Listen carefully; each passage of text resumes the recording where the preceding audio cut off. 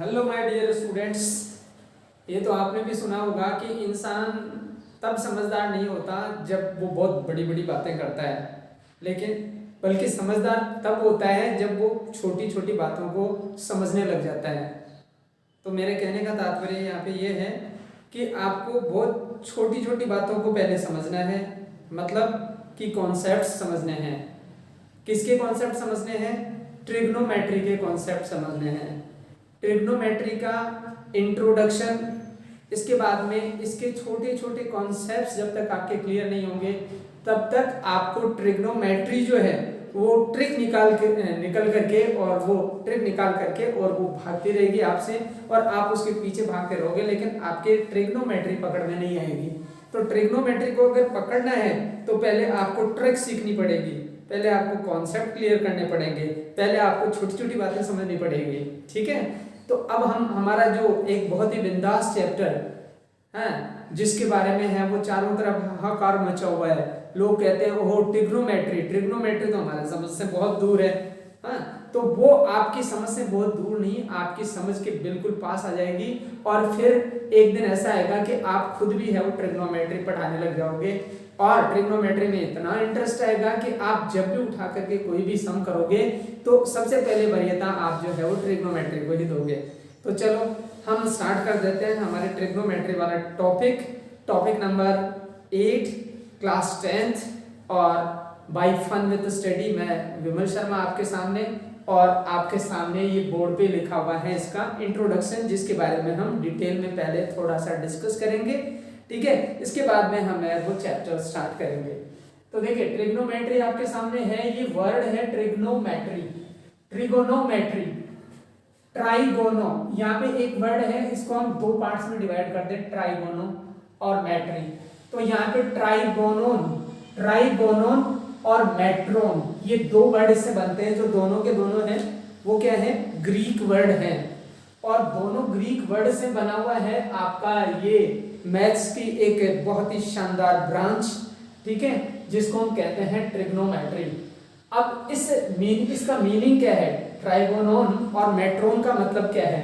तो जैसे ट्राइगोनोन का मतलब होता है, ट्राई का मतलब होता है तीन और गोनोन का मतलब होता है एंगल्स, यानी 3 एंगल्स, और मेट्रोन का मतलब होता है मेजरमेंट, यानी 3 एंगल्स का मेजरमेंट हमको कैसे करना है।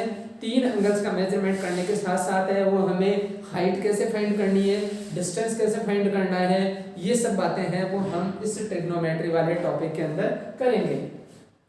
अब आपसे अगर कोई पूछे कि व्हाट इज ट्रिग्नोमेट्री, ट्रिग्नोमेट्री कहते हैं किस चीज को है, तो देखिए ट्रिग्नोमेट्री जो है वो एक ब्रांच ऑफ साइंस है, ब्रांच ऑफ मैथ्स है, साइंस नहीं है, मैथ्स है। ठीक है, which deals with the measurement of sides and angles of a triangle, यानी इसमें हम है वो किसी भी ट्रायंगल की साइड्स और उसके एंगल्स का मेजरमेंट करते हैं। साइड्स और एंगल्स का मेजरमेंट करते हैं तो ट्रायंगल कौन सा लेते हैं इसके अंदर? इसमें जनरली हम ट्रायंगल जो लेते हैं वो ट्रायंगल है right angle triangle. Right angle triangle के बारे में आपने सुना होगा। राइट एंगल ट्रायंगल क्या होता है? यानी जिसका एक एंगल 90 डिग्री का हो वो राइट एंगल ट्रायंगल है, बाकी के दो एंगल 90 से छोटे हैं और एक एंगल जो है वो 90 का होता है, that is known as right angle triangle. अब आप देखिए कि ट्रिग्नोमेट्री के बारे में हम बड़े गर्व के साथ कह सकते हैं कि ट्रिग्नोमेट्री की स्टार्टिंग है वो हमारे हिंदुस्तान से हुई है। हमारा देश मैथ्स में सबसे एडवांस रहा है और ट्रिग्नोमेट्री के केस में तो सबसे पहले एडवांस रहा है। ट्रिग्नोमेट्री स्टार्ट हुई इंडिया से स्टार्ट होकर के फिर जो है वो दूसरे कंट्रीज में पहुंची, फिर यूरोप के अंदर पहुंची और फिर यूरोपियंस ने है वो इसको थोड़ा सा और हाईलाइटेड कर दिया। अब हम इसके एविडेंस कहाँ से लें? भाई कहाँ से ट्रिग्नोमेट्री स्टार्ट हुई, कब से स्टार्ट हुई?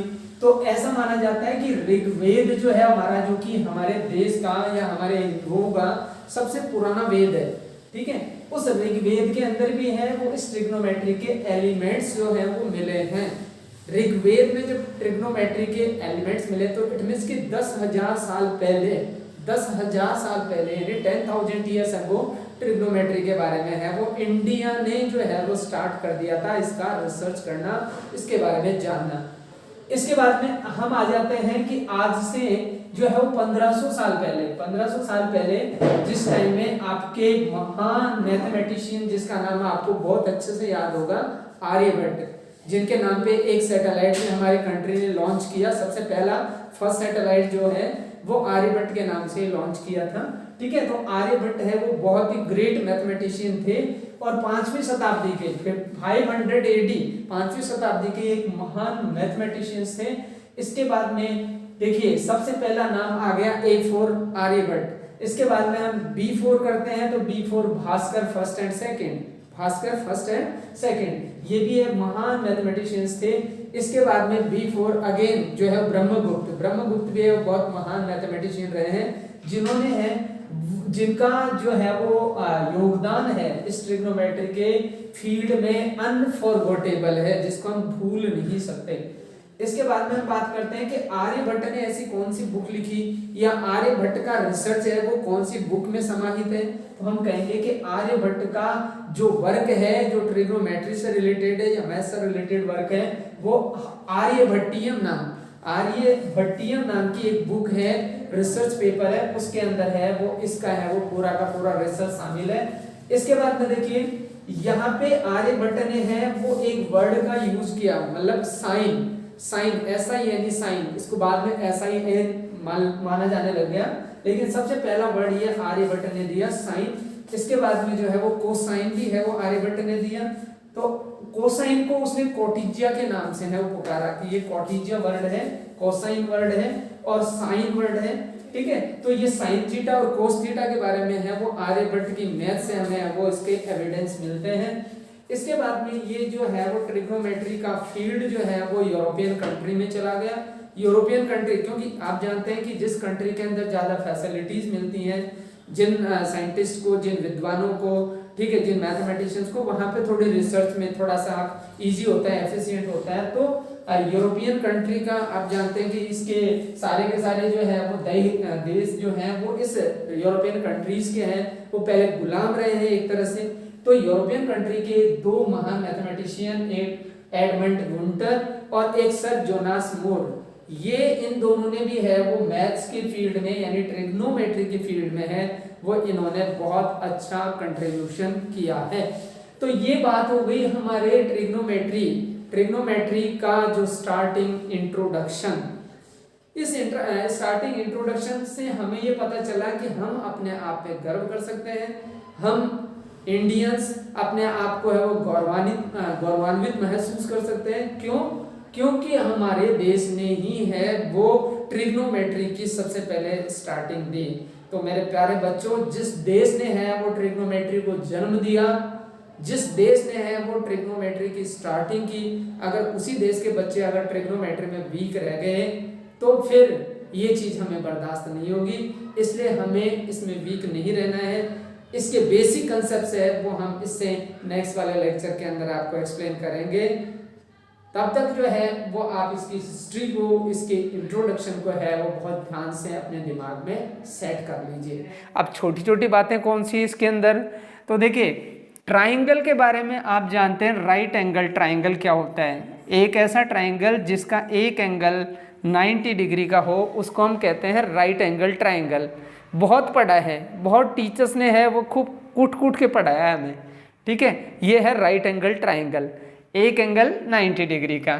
अब राइट एंगल ट्राइंगल के 3 साइड्स हैं और उसमें 3 एंगल्स हैं। ठीक है, जैसे जो साइड है वो बेस के हैं, बेसिक साइड है, इसको हम क्या कहेंगे, ये बेस है, ये इसका परपेंडिकुलर है। ठीक है, इसको हम क्या बोलते हैं, परपेंडिकुलर बोलते हैं। और ये जो है इसका है हाइपोटेनस, ये हाइपोटेनस है। ठीक है, और पाइथागोरस जो है वो फॉर्मूला आपको सबको याद होगा। ठीक है, पाइथागोरस ने खूब याद करवाया आपको। पाइथागोरस फॉर्मूला क्या होता है कि हाइपोटेनस का square is equal to base का स्क्वायर प्लस परपेंडिकुलर का स्क्वायर। ये फॉर्मूला तो आप बहुत पहले से सीख रहे होंगे, मैथ्स का ये बेसिक फार्मूला। ठीक है, जो पाइथागोरस महाराज ने दिया है। तो ये फॉर्मूला जो है, इस फॉर्मूले के बेस पे देखिए आप कि हाइपोटेनस का स्क्वायर जो होता है वो परपेंडिकुलर के स्क्वायर और बेस के स्क्वायर के सम के इक्वल होता है।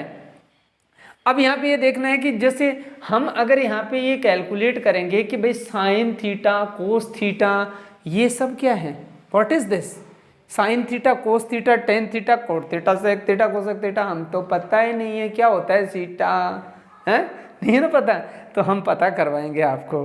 ठीक है, यहाँ पे एक फॉर्मूला मैं लिखता हूँ, ठीक है, ये है पी बी और पी अपॉन एच एच और बी। अब अगर हम इसको लर्न करने के पर्पज से देखें तो लर्न करने के पर्पज से बहुत सारे लोगों ने कई तरह से इनको लर्न किया है। ठीक है, जैसे यहाँ पे हम ये कहें कि पाकिस्तान भूखा प्यासा, हिंदुस्तान हरा भरा, क्या, पाकिस्तान भूखा प्यासा, हिंदुस्तान हरा भरा, ऐसे कुछ लोग ऐसे बना के रखते हैं।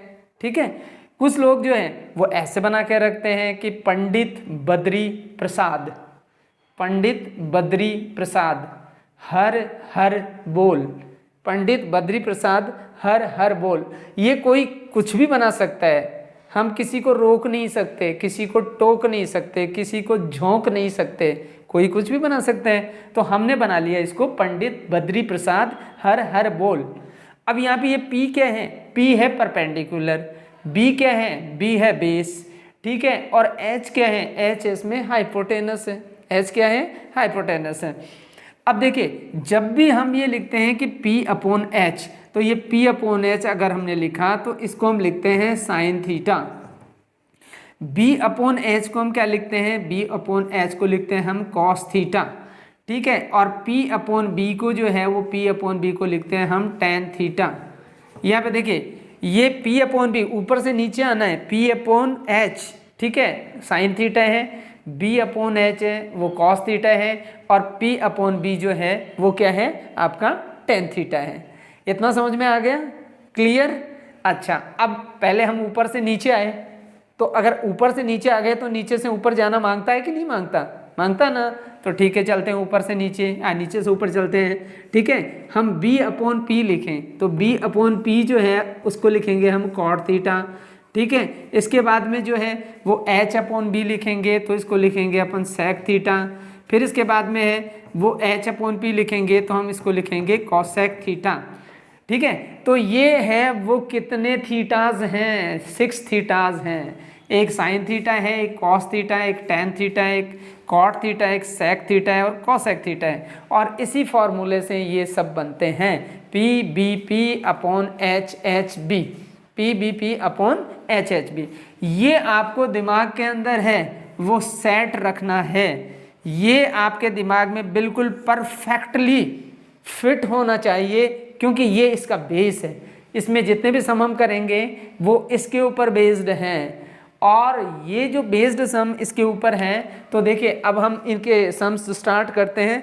तो यहाँ पे जब हम इनके सम्स स्टार्ट करेंगे तो इसमें देखिए आप हमको जो है वो करना है सबसे पहले, हाँ यहाँ पे पहला सम देखिए आप बोर्ड के ऊपर पहला सम लिखा हुआ है। फर्स्ट सम को बहुत ध्यान से देखना है। ठीक है, लिखा है कि जो है वो ABC एक राइट एंगल्ड ट्राइंगल है और B पर राइट एंगल्ड है। तो जैसे मान लीजिए हमने ये ABC एक ट्राइंगल बनाया A B और C, और राइट एंगल्ड किस पे है, B पर है, और ये 24 है, AB 24 है, 24 सेंटीमीटर है, BC 7 सेंटीमीटर है। इसका मतलब हमें इसका पता नहीं है। अब इसका पता नहीं है तो सबसे पहले जो लापता है उसका क्या करते हैं, पता करते हैं। ठीक है, तो इसका पता करेंगे सबसे पहले। तो हाइपोटेनस हमें पता नहीं है, तो हमारे पास फॉर्मूला होता है हाइपोटेनस का square is equal to perpendicular square plus base square. अब आप देखिए हाइपोटेनस आपको पता नहीं है ना, तो हाइपोटेनस का स्क्वायर, परपेंडिकुलर क्या है इसमें 24, तो 24 का स्क्वायर प्लस बेस का स्क्वायर यानी 7 का स्क्वायर। 24 का स्क्वायर क्या हो जाता है 576 आ जाता है, इसका क्या आ जाता है, इसका 49 आ जाता है, टोटल हम करते हैं 625 आ जाता है। हाइपोटेनस का स्क्वायर इज इक्वल टू 625, तो हाइपोटेनस कितना आ जाएगा इसमें रूट 625, और इसका रूट कितना होता है 25 होता है। तो इसका मतलब है कि हमने हाइपोटेनस फाइंड कर ली, आ गया मजा। ठीक है, हाइपोटेनस फाइंड करने के लिए आप पाइथागोरस फार्मूला यूज में लेंगे। तो यहाँ पे पाइथागोरस फार्मूला आपने यूज में लिया और इससे आपने क्या फाइंड कर ली, हाइपोटेनस फाइंड कर लिए। तो अब यहाँ पे जहाँ पे क्वेश्चन मार्क लगा रखा है उसको हटा दें, यहाँ पे लिख दें 25। ठीक है। अच्छा, अब आप देखिए आपको डिटरमाइन करना है साइन ए और कॉस ए। तो सबसे पहले आप लिखें साइन ए और कॉस ए। अब आप देखिए साइन ए यानी एंगल ए लेना है, इसके अंदर क्या लेना है, एंगल ए। तो देखिए एंगल ए कौन सा है, ये वाला एंगल ए है, एंगल ए ये है। ठीक है। अच्छा, और साइन थीटा, तो अभी हमने एक छोटा सा फॉर्मूला लिखा था आपके सामने, ये लिखा था P B P upon H, H और बी। ठीक है। तो यहाँ पे देखिए P upon H is equal to क्या लिखा था हमने, साइन थीटा लिखा था ना, P अपॉन एच। हाँ, तो देखिए P upon h sine theta लिखा था, तो हम साइन ए लिख रहे हैं, तो साइन ए में क्या आएगा, साइन ए में P अपॉन एच आएगा। तो देखिए इस एंगल के सामने वाली साइड जो होगी वो क्या होगी, परपेंडिकुलर होगी यहाँ पे। ठीक है। तो यहाँ पे देखिए ये P तो ये हो गया परपेंडिकुलर, तो हो गया 7, और H क्या है आपके पास 25, तो ये हो गया आपके पास 25। इसके बाद में जैसे cos A है, आपको cos A का फॉर्मूला देखिए, अब cos थीटा इजिकल टू क्या होता है, देखिए B अपॉन एच होते हैं, बेस अपॉन हाइपोटेनस। ठीक है। तो cos A के अंदर एंगल वही A लेना है, और इसमें देखिए ये तो था इसका परपेंडिकुलर, और ये क्या हो जाएगा बेस, तो बेस अपॉन हाइपोटेनस यानी कि ये 24 अपॉन कितना आ जाएगा यहाँ पे 25। तो ये साइन ए और कोस ए की वैल्यू जो है वो हमने यहाँ पे फाइंड कर ली, साइन ए और कोस ए की वैल्यू ये कैलकुलेट हो गई। अब इसके बाद में देखिए आपको साइन सी और कॉस सी की वैल्यू कैलकुलेट करनी है, तो साइन सी और कॉस सी इसकी वैल्यू कैलकुलेट करनी है। तो यहाँ देखिए साइन सी में एंगल कौन सा लेंगे, अब ये एंगल आप भूल जाइए, ये एंगल नहीं लेना आपको, अब एंगल ये लेना है। तो अब यहाँ देखिए साइन सी यानी कि साइन का मतलब होता है परपेंडिकुलर अपॉन हाइपोटेनस। तो देखिए इस एंगल के लिए परपेंडिकुलर कौन सा होगा, ए बी होगा ना परपेंडिकुलर, ए बी परपेंडिकुलर है, और ए बी परपेंडिकुलर की हाइट कितनी है इसमें 24, और इसके बाद में जो है वो हाइपोटेनस कितना है आपका 25। तो साइन सी इजिकल टू कितना आ गया 24 अपॉन 25। अब आ जाइए कॉस सी, कॉस सी के अंदर कॉस के लिए क्या लेते हैं अपन, बेस अपॉन हाइपोटेनस। तो बेस अपॉन हाइपोटेनस, तो देखिए इसका जैसे एंगल अगर ये सी ले रहे हैं हम, तो बेस क्या हो गया, ये 7 हो गया, तो बेस हो गया आपका 7 और हाइपोटेनस है वही 25 हो गई। तो ये सॉल्यूशन हो गया फर्स्ट सम का सॉल्यूशन हो गया। बहुत ध्यान से करना है कि एंगल जो है देखिए साइन ए है तो एंगल ये लेना है, और इसके सामने वाली साइड जो होती है वो हमेशा परपेंडिकुलर होती है, और सबसे जो है वो लॉन्गेस्ट साइड होती है वो हाइपोटेनस होती है। ये आपको बताने की ज़रूरत है ही नहीं, है ना। इसके बाद में जैसे हमने है वो साइन सी और कॉस सी लिया, तो साइन सी के केस के अंदर हमने क्या किया, यहाँ पे ये एंगल लिया है, तो इसके सामने वाली साइड है वो क्या है परपेंडिकुलर है, और ये क्या है हाइपोटेनस, तो वही रहेगा। तो ये हो गया आपका सम नंबर फर्स्ट। तो सम नंबर फर्स्ट में पहले हमने क्या किया, पहले पाइथागोरस फार्मूला से हमने इसका हाइपोटेनस फाइंड किया, फिर इस फार्मूला की हेल्प से हमने इनकी वैल्यूज़ को कैलकुलेट किया। अब आ जाइए आप है वो इसका next part, next sum question number second. Question number second आप देखिए, क्वेश्चन नंबर सेकंड में लिखा है कि find tan p minus cot r, और आपको ये दे रखा है, ये जो है वो आपको फॉर्मूला जो है वो डायग्राम इसका दे रखा है, डायग्राम 12 सेंटीमीटर, ये 13 सेंटीमीटर, और ये PQR ये दे रखा है आपको। अब इसमें देखिए आपको tan p minus cot r, tan p minus cot r, ये इसकी वैल्यू आपको फाइंड करनी है। तो सबसे पहले तो आप देखिए इस ट्राइंगल की कौन सी साइड रिमेनिंग है जो कि हमें पता नहीं है, तो इस ट्राइंगल का बेस हमें पता नहीं है, ये बेस हमें पता करना पड़ेगा। तो इसके लिए कौन सा फॉर्मूला यूज़ में लेंगे, वही पाइथागोरस फॉर्मूला आपको यूज़ में लेना है। हाइपोटेनस का square is equal to perpendicular square plus base square.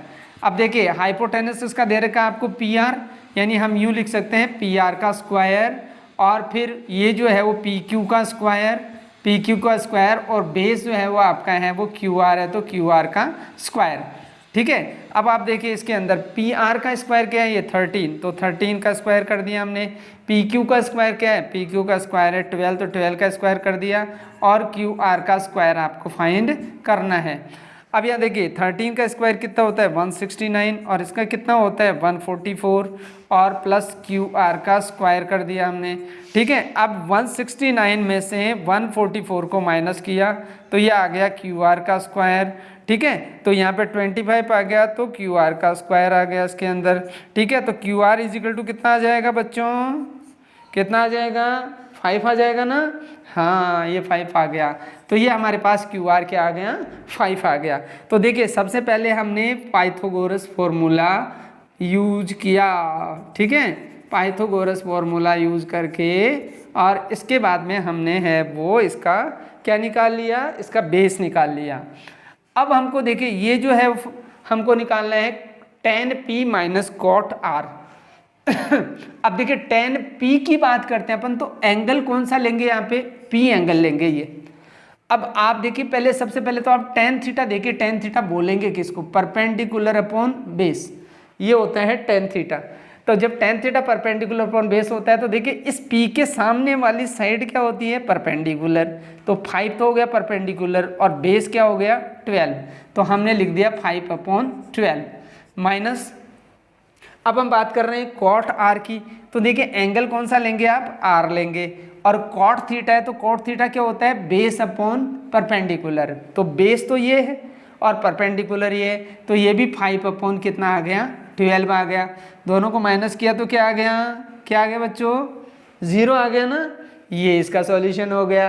देखिए इजी है ना सॉल्यूशन, बहुत इजी है ना। सबसे पहले है वो, क्योंकि ऐसे तो है वो हर सम इजी है, लेकिन आज का स्टूडेंट है वो पढ़ाई के बजाय और दूसरे कामों में बिजी है, इसलिए उसके लिए हर सम क्या है हार्ड है। ठीक है, तो अब वो हार्ड है इसलिए तो हम कर रहे हैं कि उसके हार्ड को क्या कर दें हम इजी कर दें। ठीक है, तो अब आ जाइए आप, ये सम हो गया आपका सेकंड। इसके बाद में सम नंबर हम थर्ड करेंगे। साइन ए पहले से ले रखा है आपको, sine A is equal to 3/4 और calculate cos A and tan A, हमें कॉस ए और टेन ए की वैल्यू कैलकुलेट करनी है। तो देखिए पहले साइन ए दे रखा है, तो सबसे पहले आप एक छोटा सा ट्राइंगल बनाएंगे, नन्ना मुन्ना सा ट्राइंगल बना लीजिए, राइट एंगल ट्राइंगल बना लीजिए। साइन थीटा का मतलब आप जानते हैं क्या होता है p/h, तो p/h इसका मतलब हमारे पास ये देखिए p तो क्या है हमारे पास 3 है, h क्या है हमारे पास 4 है, तो परपेंडिकुलर तो कौन सा आ गया, जैसे एंगल a इसको ले लिया हमने। ठीक है, एंगल a इसको ले लिया हमने, ये एंगल a है, ये b है और ये c है। ठीक है, अब देखिए यहाँ पे p/h है, तो p क्या है परपेंडिकुलर से एंगल के सामने वाला परपेंडिकुलर, ये 3 है। ठीक है, h क्या है, h आपके पास हाइपोटेनस है, ये कितना है ये 4 है। इसका मतलब यहाँ पे भी आपको है वो बेस फाइंड करना ही पड़ेगा, ये हमारी बहुत मतलब है वो ज़रूरत है कि इसे हमें फाइंड करना होता है। तो using Pythagoras formula, using Pythagoras formula, Pythagoras formula जो है वो हमें लगाना पड़ेगा इसमें। ठीक है, तो देखिए क्या लिखा हमने कि सबसे पहले हाइपोटेनस का square is equal to perpendicular square plus base square. समझ में आ रहा है इतना, आ रहा ना। हाँ, तो हाइपोटेनस का स्क्वायर यानी 4 का स्क्वायर, 4 का स्क्वायर, परपेंडिकुलर का स्क्वायर यानी कि 3 का स्क्वायर, प्लस बेस का स्क्वायर, बेस का स्क्वायर ऐसे लिख दिया, बी स्क्वायर लिख दिया हमने। ठीक है, ये हो गया 16 और ये हो गया 9 और ये हो गया बेस का स्क्वायर, इसको इधर ले आए हम तो ये आ जाएगा 7। ठीक है, तो बेस का स्क्वायर इज इक्वल टू 7 आ गया, तो बेस इज इक्वल टू कितना आ जाएगा बच्चों, √7 आ जाएगा ना। हाँ, √7 आ गया। तो वाह रे वाह बच्चों, आपने बेस को फाइंड कर लिया। और जब किसी को बेस पता है, ठीक है, तो बस ये समझ लो कि फिर शेष भी पता है। जब बेस पता है तो शेष भी पता है, तो बेस हमने कैलकुलेट कर लिया। अब हमें कॉस ए और टेन ए की वैल्यू फाइंड करनी है, बहुत ईजी है। देखिए एंगल तो ए ही लेना है हमें, कॉस ए, तो cos theta is equal to क्या होता है, देखो बेस अपॉन हाइपोटेनस, तो बेस क्या है आपके पास √7। ठीक है, तो हमने लिख दिया √7। ठीक है, और हाइपोटेनस क्या आपका 4, तो ये 4 लिख दिया हमने। ठीक है, फिर आपको tan a की वैल्यू फाइंड करनी है, तो परपेंडिकुलर अपॉन बेस। तो देखिए बच्चों इसके अंदर tan a में a एंगल ये है ही, परपेंडिकुलर ये 3 है ही, और ये जो है वो बेस ये है, तो परपेंडिकुलर अपॉन बेस कितना आ जाएगा 3/√7 आ गया इसके अंदर, 3/√7 √7 परपेंडिकुलर अपॉन बेस कर दिया हमने। ये परपेंडिकुलर है और ये क्या है, बेस है। ठीक है, तो इस तरह से हमने जो है वो इसको कैलकुलेट कर लिया। तो आपका सम नंबर 3 हो गया। अब इसके बाद में हम सम नंबर 4 की बात करते हैं। देखिए सम नंबर 4 में आ जाइए आप, और सम नंबर 4 में देखिए आप ध्यान से थोड़ा सा स्पेशली सम नंबर 4 को देखना है आपको। देखिए इसमें दे रखा है कि given 15 cot A is equal to 8, 15 cot A is equal to 8 दे रखा है। साइन ए और सेक ए की वैल्यू फाइंड करनी है हमें, साइन ए और सेक ए की वैल्यू फाइंड करनी है, इन दोनों की वैल्यू फाइंड करनी है। और 15 cot A is equal to 8 दे रखा है। तो सबसे पहले आप क्या करेंगे, ऐसे करेंगे ना, cot A is equal to 8/15। बताओ करना है कि नहीं करना है, करोगे? इतना समझ में आ रहा है ना, बिल्कुल सही बात है, आ गया समझ में। अब cot theta is equal to क्या होता है, देखो बेस अपॉन परपेंडिकुलर। तो हम ये लिख दें कि जैसे ये बेस है और ये है परपेंडिकुलर। इसका मतलब ये हो गया कि अगर हम एक छोटा सा ट्राइंगल बनाएं, यहाँ पे नन्ना मुन्ना सा ट्राइंगल, ये लो, ठीक है। तो अब देखिए एंगल ए इसको ले ले हम, तो यहाँ पे बेस क्या है, बेस है 8 और परपेंडिकुलर कितना है, परपेंडिकुलर है 15। ठीक है, तो अब इसमें क्या फाइंड करना बाकी रह गया बच्चों, हाइपोटेनस ना, हाँ हाइपोटेनस फाइंड करना है। ठीक है, तो जैसे ये एंगल ए बी सी यूँ मान लीजिए आप, ट्राइंगल बन गया और इसका हाइपोटेनस फाइंड करना है। तो हाइपोटेनस का स्क्वायर इज इक्वल टू क्या होगा, ये 90 का एंगल है तो परपेंडिकुलर का स्क्वायर प्लस बेस का स्क्वायर। अब देखिए परपेंडिकुलर कौन सा है इसमें, 15 है ना, तो 15 का स्क्वायर कर दिया हमने। फिर बेस क्या है आपके पास, 8 है, 8 का स्क्वायर। 15 का स्क्वायर कितना होता है 225, 8 का स्क्वायर कितना होता है 64। ठीक है, अब इसको हमने क्या कर दिया 289 हो गया, ये ऐड कर दिया हमने। हाइपोटेनस का स्क्वायर इज इक्वल टू, तो हाइपोटेनस क्या हो जाएगी इसके अंदर, हाइपोटेनस हो जाएगी इसका 289 का रूट फाइंड कर लीजिए।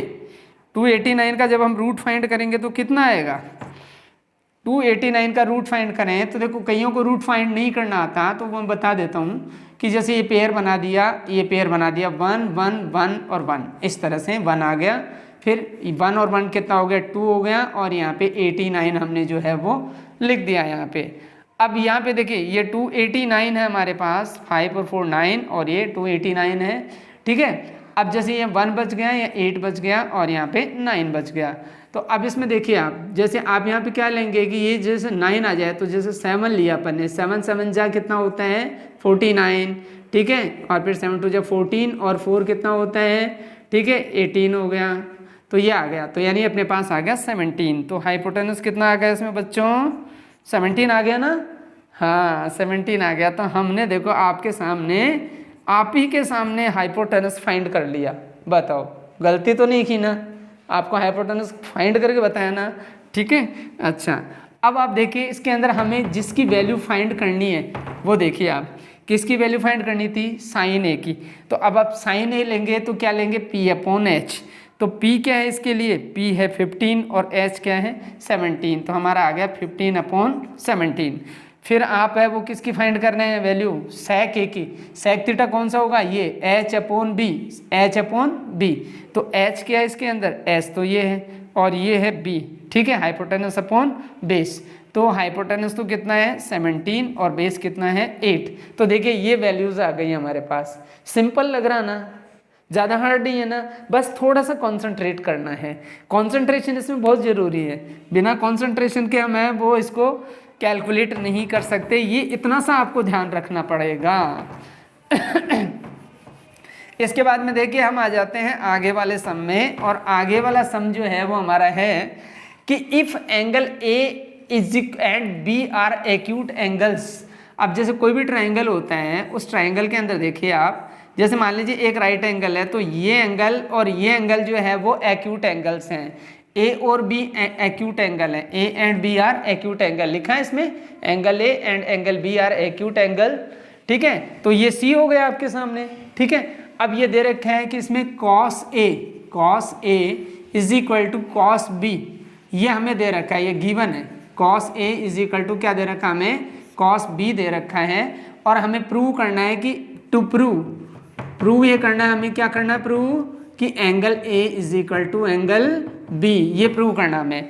तो देखिए सबसे पहले अपन कॉस ए की बात करें तो एंगल ए ये है, ठीक है। तो cos theta is equal to क्या होता है, बेस अपॉन हाइपोटेनस। तो देखिए बेस कौन सा होगा, अगर ये एंगल ये है तो बेस ये ए सी होगा, तो हम लिख देंगे ए सी, है ना। अपॉन हाइपोटेनस क्या है इसकी, ए बी, तो ए बी हाइपोटेनस हो गई इसके अंदर, is equal to cos A हो गया। अब कॉस बी की बात करें तो ये एंगल है आपके पास, तो इसके सामने वाला यानी कॉस है, तो कॉस में बेस अपॉन हाइपोटेनस, तो बेस क्या हो जाएगा आपका B C, B C base हो गया, और हाइपोटेनस क्या हो गई, हाइपोटेनस आपकी हो गई ए बी। अब आप देखिए यहाँ पे ए बी और ए बी सेम है, अगर ए बी और ए बी सेम है, ठीक है, और ये दोनों आपस में सेम है, तो हम यूँ लिख सकते हैं इसको A C is equal to B C लिख सकते हैं। यानी यहाँ पे ये ए सी साइड है वो बी सी साइड के क्या है, इक्वल है। अब जब ए सी साइड बी सी साइड के इक्वल है, तो इस साइड के सामने वाला ये एंगल और इस साइड के सामने वाला ये एंगल भी इक्वल होगा, है ना। तो देयरफॉर हम ये लिख सकते हैं कि angle A is equal to angle B, और इसमें रीजन क्या लिखेंगे कि angles opposite to equal side, क्या लिखेंगे, angles opposite to equal sides, हैं, two equal sides are equal, angle opposite to equal sides are equal, यानी एक मतलब इक्वल साइड के सामने वाले एंगल क्या होते हैं, इक्वल होते हैं। तो इस तरह से हमने है वो इसको प्रूव कर दिया। बहुत सिंपल सा सम था ना, कोई ज़्यादा हार्ड नहीं था ना। ये दूसरे तरीके से भी होता है, लेकिन वो लेंथी तरीका हमने आपको बताया नहीं है, बहुत सिंपल वाला तरीका बताया है। इसके बाद में हम आ जाते हैं सम नंबर 7 में, ठीक है। सम नंबर 7 भी बहुत ज़्यादा टफ नहीं है, बहुत ईजी सा सम है, ठीक है, लेकिन हमको जो है वो थोड़ा सा कॉन्सेंट्रेट हो करके सारा वर्क करना है, ठीक है। और हमें जो है वो ट्रिग्नोमेट्री से नहीं डरना है। अगर ट्रिग्नोमेट्री से डर गए तो समझ लो मर गए, ठीक है। तो हमें डरना नहीं है, ट्रिग्नोमेट्री बहुत इजी है, ठीक है। बस तो देखिए ये है cot theta, cot theta is equal to क्या दे रखा है, 7/8। छोटा सा ट्राइंगल बनाओ, बना लिया। छोटे से ट्राइंगल में देखिए थीटा एंगल ले लो, ये थीटा एंगल है। कॉट थीटा को सोचो क्या है, B/P है, यानी कि हमारे पास ये B/P है, यानी ये बेस है, ये परपेंडिकुलर है, तो बेस कितना है 7, परपेंडिकुलर कितना है 8, ठीक है। अब देखिए सब, अब हमें क्या फाइंड करना है इसमें, हाइपोटेनस फाइंड करना है ना, ठीक है। तो ट्राइंगल को नाम दे दो, कोई भी नाम दे दो, ABC नाम दे दिया आपने, AC फाइंड करना है यानी हाइपोटेनस फाइंड करना है। तो हाइपोटेनस का square is equal to base का स्क्वायर प्लस परपेंडिकुलर का स्क्वायर। बेस का स्क्वायर क्या है इसके अंदर, 7 का स्क्वायर, परपेंडिकुलर का स्क्वायर क्या है 8 का स्क्वायर, ठीक है। 7 7 से कितना हो जाएगा 49, 8 8 से कितना हो जाएगा 64, ठीक है। ऐड कर लो इसको, कितना आया 113 आ गया, 113 हाइपोटेनस का स्क्वायर इज इक्वल टू, तो हाइपोटेनस कितना आ जाएगा बच्चों 113, रूट 113 आ गया। तो हमने ये देखो ये फाइंड कर लिया, रूट 113 फाइंड कर लिया हमने, है ना। अब हमको देखिए यहाँ पे ये जो है वो इसका फर्स्ट पार्ट करना हमें। अब देखिए फर्स्ट पार्ट क्या है, 1 + sin थीटा और 1 - sin थीटा, 1 - sin थीटा और 1 + sin theta upon 1 + cos theta, और ये है वो 1 - cos थीटा है। अब आपको एक आइडेंटिटी आपने याद की होगी पिछली क्लास के अंदर, अगर याद नहीं की तो फिर याद करो रब से कि वो याद आ जाए। अगर याद नहीं आती है तो हम याद दिला देते हैं, क्योंकि हमारा काम तो याद दिलाना ही है, ठीक है। तो देखिए a + b और a - b is equal to क्या लिखते थे ना, a² - b²। वेरी गुड, तो समझदार बच्चे हैं। तो हम भी इसमें क्या लिख देंगे कि 1 का स्क्वायर माइनस साइन थीटा का स्क्वायर, ठीक है, sine square theta, 1 - sin square theta, ठीक है। और यहाँ देखिए 1 - cos स्क्वायर थीटा लिख देंगे अपन, क्या लिख देंगे 1 - cos स्क्वायर थीटा। अब 1 - sin स्क्वायर थीटा है, ये 1 - cos स्क्वायर थीटा है, ठीक है। सिंपल में अगर हम ऐसा नहीं करना चाहें तो हमारे पास दूसरा इलाज है। ये अगर आप ये नहीं करना चाहें तो दूसरा इलाज ये है कि आप इनकी वैल्यूज़ लिख दीजिए। आप 1 + sin थीटा की वैल्यू क्या लिखेंगे इसके अंदर, देखिए sin थीटा में लिखेंगे आप परपेंडिकुलर अपॉन हाइपोटेनस, तो परपेंडिकुलर ये है, हाइपोटेनस ये है, यानी 8/रूट 113 लिखेंगे, ठीक है। इसके बाद में देखिए 1 - sin थीटा है, तो 1 - sin थीटा के अंदर आप क्या लिखेंगे 1 माइनस साइन थीटा में 1 माइनस 8 अपॉन रूट 113 लिख देंगे आप, ठीक है। अपॉन यहाँ पे देखिए अब 1 प्लस कॉस थीटा है, 1 प्लस कॉस थीटा में क्या लिखेंगे 1 प्लस जो है वो आप कॉस थीटा में क्या लेंगे बेस अपॉन हाइपोटेनस। तो बेस क्या है इसका, बेस है 7, तो 7 अपॉन क्या लिख देंगे हाइपोटेनस कितना है रूट 113 है, ठीक है। और यहाँ पे देखिए 1 माइनस 7 अपॉन रूट 113 है, ठीक है, 113 लिख दिया हमने। अब देखिए इनको हम वैसे प्लस कर लेंगे, अभी देखिए आप 1 का स्क्वायर किया माइनस 8 अपॉन रूट 113 का स्क्वायर कर दिया हमने, ऐसे ही हमने इसमें कर दिया 1 का स्क्वायर किया यानी a स्क्वायर और b स्क्वायर कर दिया, a प्लस बी और a माइनस बी को a square minus b square कर देंगे, कर दिया, ठीक है। और यहाँ पे देखिए 7 अपॉन रूट 113 का स्क्वायर कर दिया हमने, ये 113 का स्क्वायर हो गया। अब आप देखिए अब जब हम स्क्वायर करते हैं तो यहाँ पे ध्यान दीजिए आप कि जैसे 1 का तो 1 ही आ गया, माइनस 8 का 64 आ गया, 8 8 जा 64 आ गया, हम लिख देंगे 64 अपॉन यहाँ पे क्या लिख देंगे 113, क्योंकि 113 इंटू 113 रूट में है, दोनों रूट में है तो रूट हट जाएगा, खाली 113 बचेगा इसमें, खाली 113 अपॉन 1 कर लो। और यहाँ पे देखिए 1 अपॉन 1 माइनस 7 7 जब 49 अपॉन 113 कर लो। अब आप देखिए एलसीएम लेंगे, आप एलसीएम लेंगे, ऊपर 113 एलसीएम आ गया, तो ये 113 तो ये यहाँ पे क्या आ जाएगा 113 आ जाएगा माइनस 64। और यहाँ देखिए नीचे भी है वो 113 एलसीएम आ गया, तो यहाँ पे क्या आ जाएगा 113 माइनस 49, ठीक है। 113 से 113 को आप कैंसिल कर सकते हैं यहाँ पे। अब 113 में से अगर 64 को माइनस करेंगे तो 49 बच जाएगा, और अगर 49 को माइनस करेंगे तो कितना बच जाएगा 64। तो हमारे पास फाइनली आंसर कितना आ गया, कितना आ गया 49 अपॉन 64। तो ऐसे हम जो है वो इस सम को ऐसे करेंगे, ठीक है। वैल्यूज पुट कर दीजिए आप, वैल्यूज पुट करने के बाद में a प्लस बी और a माइनस बी का a square minus B square. बस यहाँ पे आपको अगर कोई प्रॉब्लम आ रही है तो देखिए 8 8 जा 64 और रूट 113 को रूट 113 से 2 बार जब भी मल्टीप्लाई करते हैं तो इसका रूट हट जाएगा और खाली 113 बचेगा, ठीक है। और इसके बाद में ऐसे ही इसमें है, और फिर इसकी वैल्यूज़ हमने है वो कैलकुलेट कर ली एलसीएम लेके। अब आप बताइए आ जाइए कॉट स्क्वायर थीटा, इसका जो है वो लास्ट जो है वो पार्ट है वो है इससे जो है वो चैप्टर का क्वेश्चन नंबर 7 का सेकंड पार्ट जो है वो ये है आपके सामने, और ये सेकंड पार्ट है आपके सामने कॉट स्क्वायर थीटा। अब आप जानते हैं कॉट थीटा क्या होगा b अपॉन पी, तो बेस अपॉन परपेंडिकुलर। अब बेस अपॉन परपेंडिकुलर का भी हम क्या कर देंगे स्क्वायर कर देंगे, ठीक है। तो अब देखिए आपके पास जो बेस अपॉन परपेंडिकुलर है जो अभी अभी आपने कैलकुलेट किया था, जो हमने यहाँ पे मिटा दिया, ठीक है, ये 7 था, ये 8 था, ये रूट 113 था, ठीक है। तो बेस तो क्या है इसका, बेस तो ये है, और परपेंडिकुलर क्या है ये है, तो 7 अपॉन क्या लिख देंगे 8 का स्क्वायर, तो कितना आ जाएगा बच्चों 49 अपॉन 64। तो ये इसका आंसर आ गया 49 अपॉन 64।